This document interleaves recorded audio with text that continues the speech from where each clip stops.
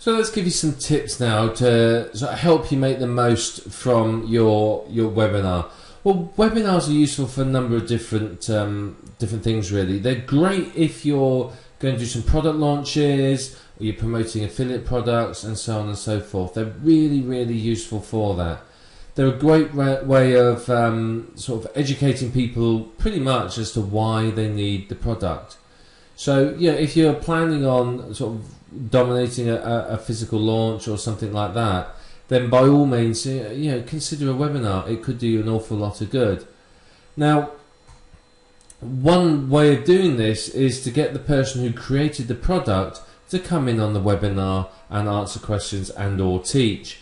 This works very, very effectively. People don't mind. Product creators are always looking for ways to promote their products. And let's face it, if you're going to make the time and effort to create a webinar, they're going to be more than happy to turn up to promote their product. You might struggle a little with, super gurus, but most people will be more than happy to help out and come along and join in, because of course they're going to profit from it as well, because they're going to make the sales. You're doing all the work, they turn up, talk for a little while about how great they are, and voila, they get money in their pocket. So no one in their right mind, to be perfectly frank with you, is going to turn that down. So it's a very, very good technique, and as I said, most people will be more than happy to come and turn up and give you information and help. They will usually as well help you with determining what questions to answer, how to run it and so on. They'll help you with the content side of it. Don't expect them to do it all for you, but they will often help. And what you can usually find is they will often promote it by emailing their list as well. So you can often find that they will send your webinar details out to their list, which of course is going to be great for you. It's going to help you get more people on the webinar yourself. This method with webinars is actually very, very, very effective. It's a great way, particularly if you're not really a known name. If you're not someone that everyone goes, oh god, yeah, that person is an expert in the niche. Something like this is a great way of getting your name known. Basically, it really, really is. I can strongly recommend that you do this. It's very effective, and it's going to help you make more sales and obviously profit more, which of course is not a bad thing. You can then sort of run it with the experts, and it's going to build your name and list. If somebody is running a seminar with a big name guru, people are going to start instantly associating you with that person. In their mind, if I'm interviewing somebody big in internet marketing, I think one of the super gurus, if I'm interviewing one of them, of course everyone that listens to the interview is going to be very impressed and think that I'm on a par with that person. So of course it's going to help your reputation absolutely no end at all. But if you're going to do this, you need to make sure that you have a relevant and interesting webinar planned. You've got to make sure you've got good quality information. You've got to make sure that it's something that is going to interest people. There's no good you running a webinar and it ends up being boring and tedious, because people just aren't going to want to turn up.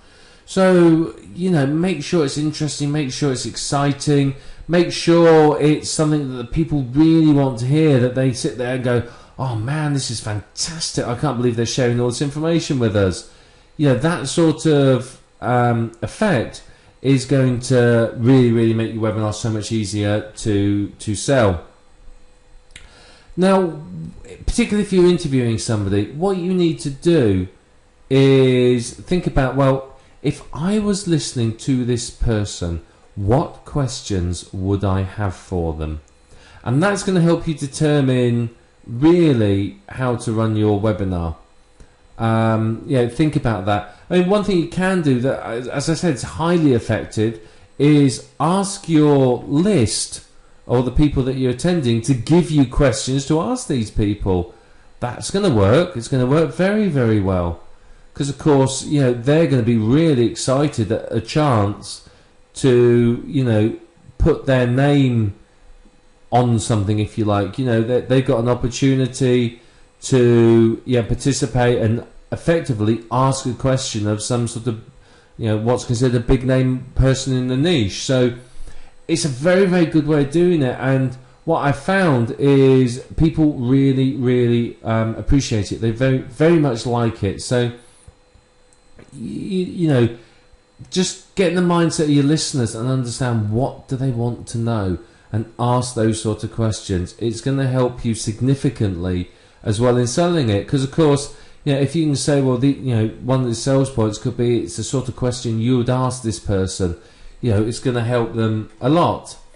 Now remember, it's just common courtesy when you're doing something like this to make sure that the person you're interviewing has a list of questions beforehand. You don't want to surprise them. They want time to prepare so that they look nice and professional as well. They don't want to turn up and be sort of going, well, I don't really know because I haven't really had a chance to think about that. You want them to be able to be very, very professional. And it works both ways, because of course, if you are acting like this with them and you're giving them that, then they're going to be much more, shall we say, helpful towards you. Whereas if they feel that you're, going to do them over with some surprise questions, then you're going to likely find that they're not going to be so helpful towards you. So, it's building your reputation as someone who's great to do webinars with, because of course, you get one of them to do a webinar, and then you think, well, great, I want to do one with another big name person. These people talk amongst each other, and what you'll find is that they may sort of say, well, I did a webinar with this, so and so's invited me to do a webinar. What's he like? Is he any good? Should I be doing a webinar with him? And if big guru number 2 has done a webinar with you, and he turns around and goes, oh yeah, he was great. He gave me this great list of questions. He built a big attendees. We made loads of money. It was fantastic fun. That sort of thing is going to sort of encourage other people. So you've got to be professional, not just for your people that are listening to your webinar, but anyone that you've invited in as sort of a guest speaker on it. Now, when it comes to running the webinar, I think this is quite important, is just make sure that everything's working beforehand. Get in there a bit early. It's like if I'm running a seminar, a live seminar, I would always turn up early, go and have a look, make sure the projector's working, make sure the coffee's laid on, that sort of thing. And that's pretty much what you're doing with this, is you turn up a bit early, just make sure everything's working, make sure your computer's working, make sure there's enough electricity in the house, make sure you've got a glass of water near you, whatever you need to keep going. You don't want to have to stop halfway through and go, look, really sorry guys, talk amongst yourself, I've got to run to the toilet. Make sure everything's done beforehand. You are potentially going to be sitting there for a couple of hours, so you don't want to have to sort of run off halfway through and let them talk amongst themselves. So just make sure everything's working, make sure the webinar company's up, make sure they're all set, make sure they're all ready for you, and so on and so forth. I am personally slightly paranoid with all this stuff, so I recommend testing everything twice. And the reason being is you're absolutely sure then, you know it's going to work. So just test it and test it again just to be thoroughly convinced. Now, unless you have a super large list, you are going to struggle to get enough people to attend. You may have a very responsive small list, in which case, great, good for you. But you may not. You may not have a list at all. So what you may want to consider is joint venturing with other marketers in order to gain some listeners. But again, if you're doing something like this, you are going to have to make it worth the while. People aren't going to, in general, send out webinar invitations out of the goodness of their heart. Typically, they want something back, and usually it's money. But you need to have some sort of arrangement in place. There's got to be something in there for them. Otherwise, why are they going to help you? If I'm Super Guru A with 200,000 people on my list, why would I send your message out? What's in it for me? So make sure there is something in it for them, and I think that worked very, very well. But I think if you can ensure that you run a professional webinar, it's going to really, really help you. Professional webinars are going to look good, and it's just going to make you look good, and it's going to help you make sales. If it's a very amateurish one with lots of, you know, problems and ummings and ahhings and pauses because you're not prepared, it's going to look bad. End of story. It really, really is.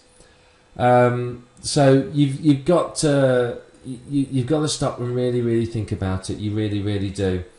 So, you know, when it comes again to your webinar, make sure you avoid all the background noises as well. You know, don't have dogs barking, children screaming, etc., etc., because it's going to detract from the webinar and stop people hearing you properly. You know, the excessive background noises detract from the professionality, and people aren't going to be happy with it. They really, really aren't. So, you know, like with recording a video, don't have all the noises in the background. Try and schedule at a time when you know it's going to be quiet. Arrange for people to be out of the house if you need to. Inform them that it's all going to be, you know, you've got to be quiet because you're running a webinar. Lock yourself in a room somewhere and off you go. Now, obviously, you haven't got control over your neighbours, but, you know, just try whatever you can do to minimise background noises. The higher the quality of the webinar in sort of professionalism, presentation and content, then the more successful it will going to be, plain and simple. So, you know, you are in control of the quality of your webinar, and it's up to you to ensure that it is the best possible webinar ever, and that way you are going to maximize your effectiveness. So switch off your mobile phone when you're running it, unplug your landline, turn your speakers down on your computer. Just make sure there's nothing that's going to distract people. Get your schedule together, your structure for it, and really go for it and deliver the best quality webinar you can. And that way you're going to maximize your income from the webinar itself. You're going to do very well with it.